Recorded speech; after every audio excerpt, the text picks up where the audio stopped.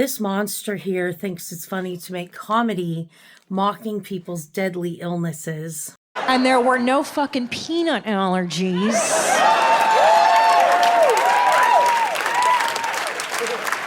Well, why? Because for thousands of years, the only people who could have children were ones who could hunt for food, build shelter, and fight saber-toothed tigers. It is despicable and could be deadly to people who suffer from food allergies. I'm all for comedy, sarcastic comedy, that's fine. But she claims that food allergies and peanut allergies did not exist in the 80s because we were tough Gen X. I was a teenager in the 80s. I had undiagnosed celiac disease. And yes, people did have food allergies. And a lot of them were undiagnosed and people died. This is a huge problem because it spreads deadly levels of hate. There are people who have died and been in the ICU because some moron who worked at a restaurant or a family member fed them their allergen on purpose because they thought that they were faking it or their allergy was not real. That's a felony, by the way. And if the person dies, you go to jail for murder.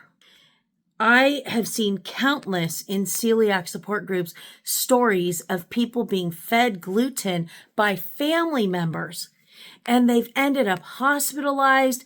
Some celiacs have a rash that is like blistering, the most painful. I used to get it only on my hands, but some people get it all over. This one woman, her cousin thought it was funny to feed her gluten because she thought celiac was bullshit. So she showed up to her cousin's house with her arms just full of blisters. And she showed her and she said, "This is what you did to me." Personally, I would call the police and press charges. If anyone ever did that to me, I would be relentless.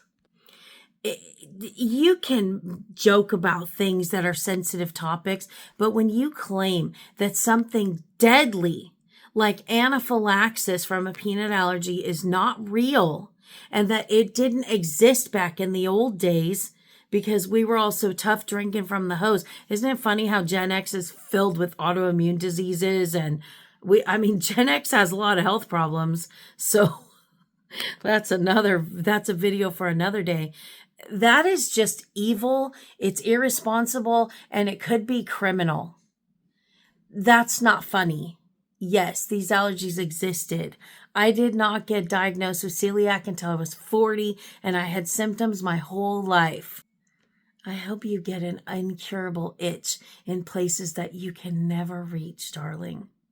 And if one of your grandchildren or a family member comes up with a serious food allergy, I hope they don't let you visit and keep you away for the child's sake. Christina P., say their names. Say the names of those dead children from that allergy that you think doesn't exist. Do better. You have 984 something thousand followers. Do better. Their deaths are not funny. And we were a family of 6 a week ago, and now we're unfortunately down to 5. Well, Hannah was very determined and dedicated to her future.